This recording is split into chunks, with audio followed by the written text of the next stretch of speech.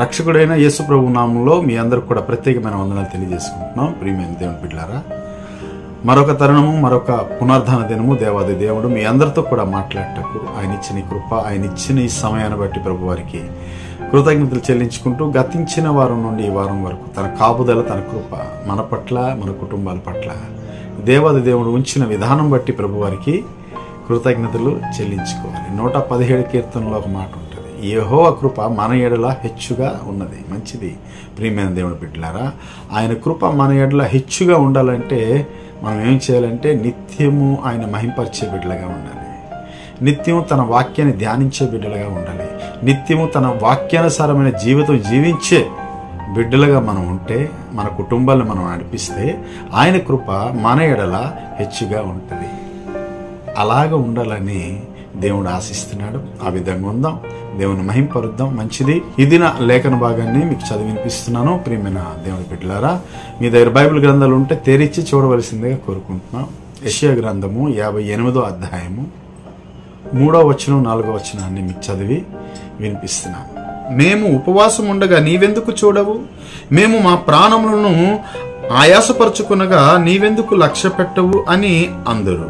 మీ ఉపవాస దినమున మీరు మీ వ్యాపారములను చేయుదురు, మీ పనివారి చేత కఠినమైన పని చేయించుదురు. మీరు కలహపడుచు వివాదము చేయుచు అన్యాయముగా గుద్దులాడుచు ఉపవాసముందురు. మీ కంఠధ్వని పరమున విడమడినట్లుగా మీరిప్పుడు ఉపవాసం ఉండరు. అట్టి ఉపవాసము నాకు అనుకూలమా? ప్రియమైన దేవుడు బిడ్డలారా, దేవాది దేవుడు ఈ దినము మనతో ఏం మాట్లాడాలని ఆశిస్తున్నాడో ఈ యొక్క లేఖన భాగం ద్వారా మనం ముందుకి వెళ్దాం. యెషయా ప్రవక్త ఈ యొక్క లేఖనాలను కూడా రచించి ఉన్నాడు. మనందరికి తెలిసిందే ఈ మాటలన్నీ కూడా.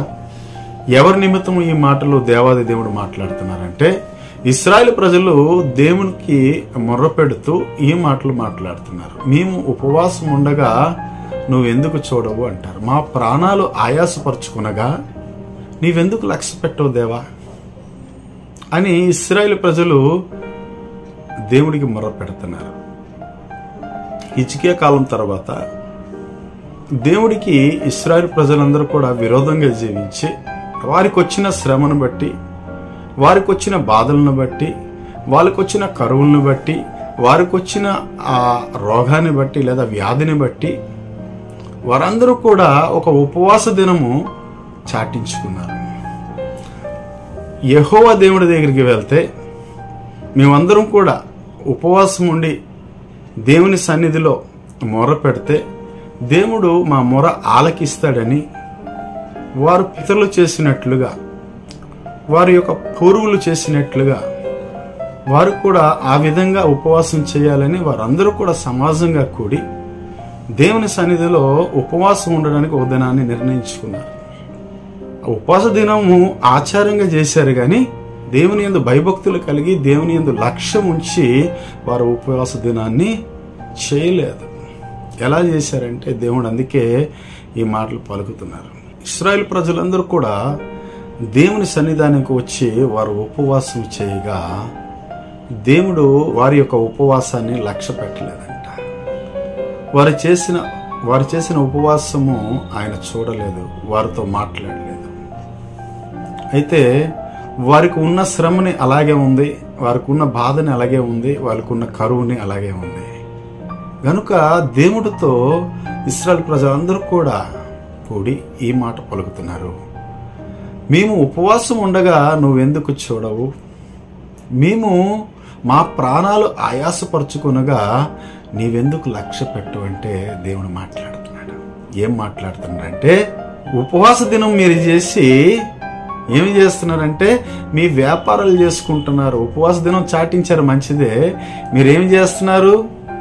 నాకు దగ్గరగా ఉన్నారా? ఉపవాసం అంటే అర్థం ఏంటి?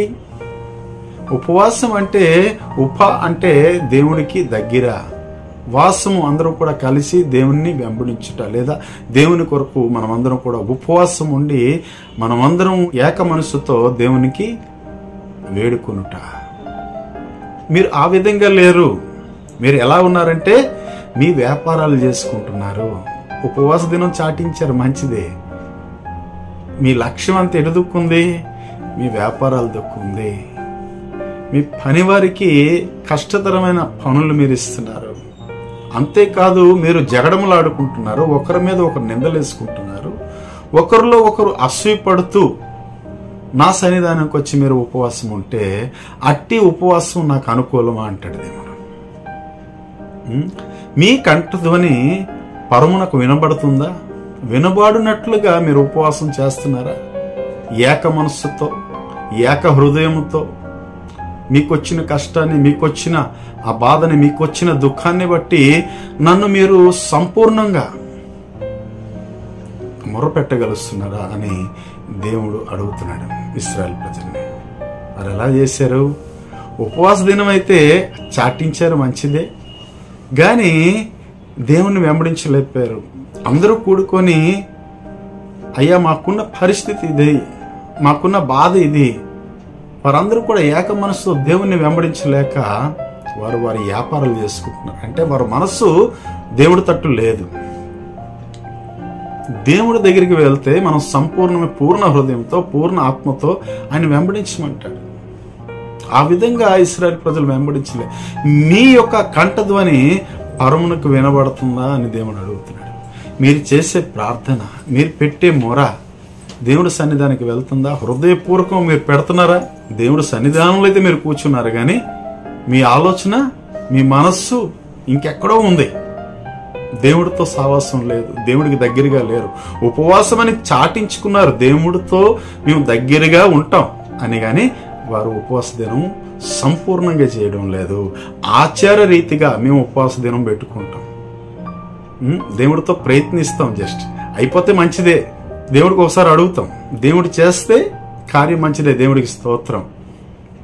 ఆ విధంగా ఒక ఆచార ప్రకారంగా, ఎందుకంటే వారు చేశారంటే వారి యొక్క పితరులు, వారి యొక్క ప్రవక్తలు ఆ విధంగా ముందు చేశారు కనుక దేవుడు వారికి ఆ యొక్క యుద్ధాల్లో కానీ, వాళ్ళకు వచ్చిన సమస్యల్లో కానీ, వారికి వచ్చిన బాధల్లో కానీ దేవుడు వారికి ఉపవాస దినం వాళ్ళు చాటించినప్పుడు దేవుడు వారికి విజయాన్ని ఇచ్చేవారు. అలా వీరు కూడా అనుకొని దేవుడికి విరోధంగా ఉంటూ దేవుడు దగ్గరికి వచ్చి మేము ఉపవాసం ఉంటే దేవుడు మాకు అన్నిట్లో విజయాన్ని ఇస్తాడు, మేము అనుకుంటుంది ఏవి కూడా అవడం లేదు. మాలో కొంతమంది వ్యాధిగ్రస్తులుగా ఉన్నారు, మాలో కొంతమంది బలహీనులుగా ఉన్నారు, మాలో కొంతమంది బేదలుగా ఉన్నారు, లేదా మాలో కొంతమంది బాధపడేవారుగా, శ్రమ పడేవారుగా ఉన్నారు. మేమందరం కూడా దేవుడి సన్నిధానికి వెళ్తే దేవుడు మా పితరులకి ఆశ్రదించినట్టుగా, దీవించినట్లుగా మాకు కూడా దీవిస్తాడేమో అని సంపూర్ణ హృదయంతో వాళ్ళు వెళ్ళలేదు. ఆ విధంగా దేవుణ్ణి మొర్ర పెట్టలేదు. అందుకే దేవుడు అంటున్నాడు ఇక్కడ, మీ కంఠతోని పరమునకు వినబడినట్లుగా మీరు ఉపవాస దినం చేయడం లేదు, నాతో సంభాషించడం లేదు, నాతో మీరు మాట్లాడడం లేదు. మీ యొక్క ఆలోచనలు, మీ యొక్క తలంపులు లోకం తట్టు ఉన్నాయి. హృదయపూర్వకంగా మీరు నాకు అడగడం లేదు. ఆచార ప్రకారంగా మీరు వచ్చారు ఇక్కడికి. మీ పితరులు చేశారు కనుక, మీ తండ్రులు చేశారు కనుక, మీ యొక్క ప్రవక్తలు చేశారు కనుక దేవుడు ఆ విధంగా వాళ్ళని ఆశీర్వదించాడు. అదే విధంగా మాకు ఆశీర్వదిస్తాడు అనుకుని ఆ యొక్క ఆచార ప్రకారంగా మీరు వచ్చారు. మీరు ఎలా వచ్చారంటే మౌనంగా ఉంటూ గోను పట్టలు ధరించుకొని బూడిదలో కూర్చొని మీరు ఆచార ప్రకారంగా ఆచరిస్తున్నారు అంతే. మీ హృదయపూర్వకంగా ఉపవాస కూడిక మీరు చేయడం లేదు. మీ ప్రాణాలు మీరు ఆయాసపరచుకోవడం లేదు. నేను ఎలా మీకు చూస్తాను? ఇలాంటి ఉపవాసం నాకు అనుకూలమా అంటాడు దేవుడు. మీరు చేస్తున్నవన్నీ కూడా నాకు విరోధంగా ఉన్నాయి. ఉపవాస దినం చాటించారు, మంచిదే. దేవుడు సన్నిధానానికి వచ్చి జగడంలాడుకుంటున్నారు, ఒకరిలో ఒకరు అసూయ పడుతున్నారు, ఒకరి మీద ఒకరు విరోధంగా మాట్లాడుకుంటున్నారు. మీ నోటికి వచ్చిన మాటలు మీరు మాట్లాడుకుంటున్నారు. మీరు ఎందుకు వచ్చారు దేవుడి సన్నిధానికి? అదే అడుగుతారు కదా. ఎవరు చెప్పారు మీకు దేవుడి సన్నిధానికి రమ్మని? ఇందు నిమిత్తం మీరు వచ్చారా దేవుడి సన్నిధానికి? ఒకరి మీద ఒకరు విరోధంగా మాట్లాడుతూ, లేని వార్తని పుట్టించుకుంటూ, విరోధంగా మాట్లాడుకుంటూ నాకు మీరు ఉపవాసం చేస్తున్నానని ఈ దినం మీరు నాతో వాదిస్తున్నారే. ఇట్టి ఉపవాసము నాకు అనుకూలమా? నేను అనుకుంటున్న ఉపవాసం ఇదేనా? మీలో నేను ఆశిస్తుంది ఇదేనా అని దేవుడు ఆ యొక్క ఇశ్రాయేలు ప్రజలకు అడుగుతున్నారు. ఇలాంటి ఉపవాసం నాకు అనుకూలమైంది కాదు, నాకు ఇష్టమైంది కాదు ఇది. నాకు ఎలాంటి ఉపవాసం కావాలంటే, ఎవరైతే బేదలుగా ఉన్నారో, ఎవరు దిక్కులేని వారుగా ఉన్నారో, ఎవరు ఆహారం లేని వారుగా ఉన్నారో అలాంటి వారికి ఆహారం ఇవ్వండి. ఎవరెవరైతే బంధింపబడి ఉన్నారో లేదా కష్టాల్లో ఉన్నారో దుఃఖాల్లో ఉన్నారో వాళ్ళు విడిపించండి, వారిని ఆదుకోండి. ఎవరికి వస్త్రహీనంగా ఉన్నారో వస్త్రాన్ని ఇవ్వండి. అది కదా నాకు ఇష్టమైన ఉపవాసం అంటాడు ఆయన. మీరు ఆశించిన దాన్ని, మీరు దేన్ని ఎక్కువ ఇష్టపడతారో, ఆహార విషయం కావచ్చు, వస్త్రం విషయం కావచ్చు, ఏదైనా కావచ్చు, అది దిక్కులేని వారికి ఇవ్వండి. అది నాకు ఇష్టమైన ఉపవాసం అంటాడు ఆయన. కానీ మనం ఏం చేస్తున్నాం? ఉపవాసం ఉండి ఆ దినం ఆహారం కావాలంటే మనం ఎక్కడ పెట్టుకుంటాం? ఫ్రిడ్జ్లో దాచేసుకుంటాం, మరుసటి రోజులో తిందామని. ఆ దినం ఉన్న ఉపవాసం యొక్క ఆహారము బేదలకు ఇచ్చేయవచ్చు కదా. దేవుడు మన ఆశీర్వదిస్తాడు కదా. మత్తయి సువార్త 25వ అధ్యాయంలో ఈ మాటలే ఉంటాయి. మనకి ఏ మాటలు ఉంటాయి? నేను ఆకలిగా ఉంటుని నువ్వు నాకు ఆహారం తెచ్చిపెట్టావు అంటాడు. నేను వస్త్రహీనుడిగా ఉంటుని నాకు మీరు వస్త్రాలు ఇచ్చారు అంటారు. నేను బలహీనుడిగా ఉంటుని మీరు నాకు బలపరిచారు అంటాడు. ఇట్టి వారిదే కదా పరలోక రాజ్యము అంటాడు. ప్రియమైన దేవుడి బిడ్డలారా, ఆ విధంగా మనం ఇవ్వగలుస్తున్నామా? ఆ విధంగా మనం మన ఆహారాన్ని కానీ, మనకి ఇష్టమైన వస్తువును కానీ బీదలకి, దిక్కులేని వారికి, ఆసుపత్రుల్లో ఉన్నవారికి, లేదా అనారోగ్య పరిస్థితిలో ఉన్నవారికి మీరు సహాయం చేసినప్పుడు అది నాకు ఇష్టమైన ఉపవాసం అంటారు. ఉపవాస దినం చాటించారు, మంచిదే. మీలో పరిశుద్ధత లేదే, మీరు నా తట్టు లేరే, నాకు మీరు దూరంగా ఉంటున్నారు, నన్ను మీరు వెంబడించడం లేదు, మీ పూర్ణ హృదయంతో నాకు ప్రార్థించడం లేదు మీరు. ప్రియమైన దేవుడి బిడ్డలారా, దేవుడు ఏం పలుకుతున్నారంటే ఇలాంటి ఉపవాసము నాకు అనుకూలమా అంటున్నాడు. ప్రియమైన దేవుని బిడ్డలారా, మనం కూడా ఉపవాస దినం చాటించినప్పుడు మన కంఠధ్వని అంటే మనం ప్రార్థన చేసే మన మాట అది దేవుని సన్నిధానికి వెళ్తుందా? మన ప్రార్థన, కొర్నేలి ప్రార్థన దేవుని సన్నిధానికి వెళ్ళింది. ఆ విధంగా వెళ్ళగలుస్తుందా? ఉపవాసం అయితే ఉంటున్నాం కానీ మనస్ఫూర్తిగా దేవుణ్ణి ప్రార్థించలేకపోతున్నాం. మనకున్న అవసరతలు దేవునికి చెప్పుకోలేకపోతున్నాం. మనస్ఫూర్తిగా ఆయాసపరుచుకుంటున్నాం. మన ప్రాణాన్ని మంచిదే, ఆహారం తీసుకోవడం లేదు, దేవుని సన్నిధిలో కూర్చుంటున్నాం. ప్రార్థన అయిపోయిన తదుపరి మనం ఏం చేస్తున్నాం? మన సహోదరుల మీద, ఇతరుల మీద మనం మాట్లాడుకుంటున్నామా? వ్యర్థమైన మాటలను సంభాషిస్తున్నామా? ఇవన్నీ చేసి నాకు ఉపవాస దినం ఎలా అంటారు మీరు అని దేవుడు మనకు అడుగుతున్నాడు. అలా ఉన్నామా మనం ఈ దినం?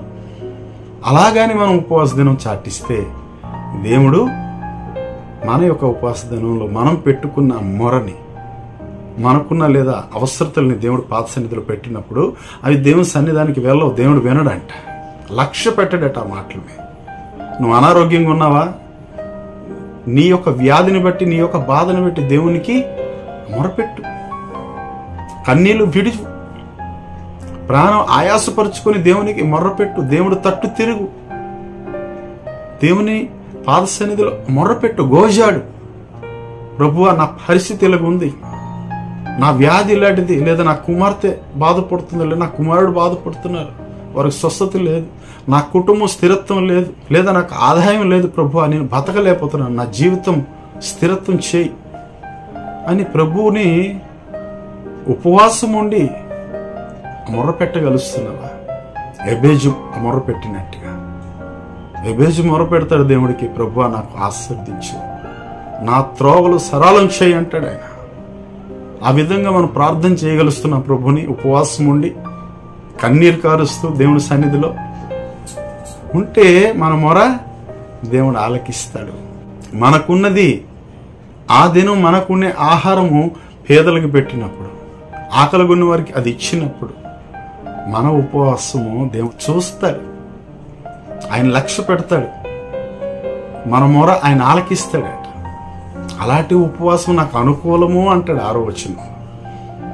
అలాంటి ఉపవాసం నాకు కావాలి. దిక్కులేని వారికి చూడండి, బంధింపబడిన వారిని విడిపించండి, అది నాకు నిజమైన ఉపవాసం. అప్పుడు ఎలా ఉంటుందంటే మీకు వెలుగు చుక్క వలె వస్తానంటాడు, లోకానికి వెలుగుగా మీకు వస్తానంటాడు. దేవుడి బిడ్డలా, మీకు ఉన్నత స్థానాలను నేను ఎక్కిస్తానంటాడు. యాకోబు యొక్క స్వాస్థ్యము మీరు అనుభవించినట్లుగా మీకు చేస్తానని ఇశ్రాయేలు ప్రజలకి వాగ్దానం ఇస్తాడు. ఎలా ఉండాలి ఉపవాస దినంలో? ఒకరి మీద ఒకరు మాట్లాడుకుంటూ ఒకరి కోసం ఒకరు విరోధంగా ఉంటూ ఉపవాసం చేస్తే అట్టి ఉపవాసం నాకు అనుకూలమా? మీ ఉపవాస దినం చాటించి మీ వ్యాపారాలు మీరు చేసుకుంటే అది ఉపవాస దినమా? అట్టి ప్రార్థన నేను ఆలకిస్తానా? ఆ విధంగా నా సన్నిధికి నేను వస్తే మిమ్మల్ని నేను అంగీకరిస్తానా? కయ్యూని యొక్క బలిని ఆ విధంగా అర్పిస్తే దేవుడు ఆ యొక్క అర్పణని అంగీకరించలేదు. హేబెల్ యొక్క అర్పణ హృదయపూర్వకమైన అర్పణ గనుక దేవుడు అంగీకరించాడు. కయ్యూను హృదయపూర్వకంగా దేవుడికి అర్పించలేకపోయాడు గనుక ఆయన యొక్క అర్పణ ఆయన స్వీకరించలేదు. ప్రియమైన దేవుడు బిడ్డలారా, ఆ విధంగా మనం ఉన్నామేమో. హృదయపూర్వకంగా మనం దేవుణ్ణి వెంబడించి ఉపవాస దినం చాటించినప్పుడు తనతో దేవుడికి దగ్గరగా ఉండి మనకున్న సమస్యలను దేవుని పాదశంలో పెడుతూ మన లక్ష్యం లేదా మనకున్న ఆలోచన మనకున్న సమస్య ప్రతిదీ కూడా ప్రభు పాదశంలో పెట్టి, ప్రభు నీవే చేయగలుస్తావు తండ్రి, నీవే మాకు విడిపించగలుస్తావు తండ్రి, నీవే మాకు స్వస్థతనివ్వగలుస్తావు తండ్రి, నీవే మాకు బాగు చేయగలుస్తావు తండ్రి, నీవే మా కుటుంబాన్ని సరిదిద్దగలుస్తావు అని ప్రభు పాదసన్నిధిలో మనం గట్టిగా మొర్రపెట్టి ప్రభుని వేడుకుంటే మన మొర ఎక్కడికి వెళ్తుంది? కోర్నీలు వెళ్ళే హరమునకు వినబడుతుంది అంట, దేవుడు సన్నిధానికి వినబడుతుంది. లేని ఎడల దేవుడికి విరోధంగా ఉండి మనం జీవిస్తే, మన ఆలోచనలు ఎటో ఉండి మనం దేవుని సన్నిధానికి వచ్చామా వెళ్ళామా అన్నట్టుగా ఉంటే దేవుడు మనం ఆలకించడు. ప్రియమైన దేవుడు బిడ్డలారా, ఆయన చెప్పిన రీతిగా నా మాట విని దాన్ని గైకొని దాని ఎడల నడిచిన ప్రకారమే, ఆ విధంగా నడిచిన ప్రకారం ఆ విధంగా నడుస్తేనే మిమ్మల్ని నేను అంగీకరిస్తానంటాడు ఆయన. ఆ విధంగా మనం నడుస్తున్నాం ప్రభు చెప్పినట్లుగా. దేవుడు ఈ దినం అడుగుతున్నారు, మీరు ఎలాంటి ఉపవాసం చేస్తున్నారు? ఇలాంటి ఉపవాసాన్ని నేను అంగీకరించను. నాకు కావలసిన ఉపవాసం ఎలాంటిదో మీకు ఈ దినం నేను తెలియజేస్తాను. ప్రియమైన దేవుడి బిడ్డలారా, మనం కూడా ఈ దినం ఈ మాటలు వింటున్నాం. ఎలా జీవిస్తున్నాం మనం? ఏమంటాడంటే, నా మాట గైకొని మాట ప్రకారం నడిచిన ఎడల మీకేం చేస్తాను? ఉన్నత స్థలంలో మీకు ఆశీర్వదిస్తాను, నా స్వాస్థ్యాన్ని మీకు ఇస్తాను, మీకు అభివృద్ధిలో నడిపిస్తాను, మీ కుటుంబాన్ని నిత్య జీవాన్ని ఇస్తాను అని ఆయన మనకు వాగ్దానం చేస్తాను. ఎలా నడవాలి? దేవుడు చెప్పిన విధంగా మనం నడవాలి. నడిచినప్పుడు ఆయన ఏమంటాడు? ఇదే కదా నాకు అనుకూలమైన ఉపవాసము, నాకిష్టమైన ఉపవాసము. మీరు నా దగ్గరగా వచ్చారు, మీకున్న సమస్యని నా పాదశంలో పెట్టారు, గోనుపట్ట కట్టుకున్నారు, బూడిదలో కూర్చున్నారు, మౌనంగా ఉన్నారు, మీ యొక్క బాధ మొత్తం కూడా నాతో చెప్పుకొని, ప్రభువా నీకన్నా గొప్ప దేవుడు మాకెవరూ లేరు, మాకు నిలబెట్టువాడు నీవు, మాకు నడిపించేవాడు నీవు, మాకు విడిపించేవాడు నీవు, మాకు స్వస్థపరచేవాడు నీవు అని ప్రభువుని మనం మొరపెట్టినప్పుడు హృదయపూర్వకంగా, అప్పుడు దేవుడు మనకి ఆశీర్వదిస్తాడు, దీవిస్తాడు. మన ఉపవాసము ఆయన చూస్తాడట. మన ప్రాణాలు ఆయాసపరుచుకుంటే ఆయన లక్ష్యం వస్తాడు మన పట్ల. మనకు శక్తిని ఇస్తానంటున్నాడు, బలాన్ని ఇస్తానంటున్నాడు, ఆరోగ్యాన్ని ఇస్తానంటున్నాడు. ఆ మాటలన్నీ మనం చదువుకుంటూ ఉంటాయి.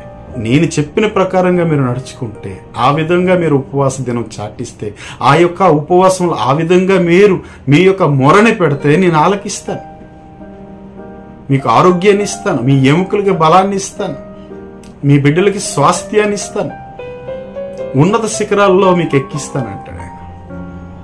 ఆ విధంగా మనం ఉపవాసం చేద్దామా? అలాంటి ఉపవాసము దేవుడు అంగీకరిస్తాడు. ఎలాంటి ఉపవాసము?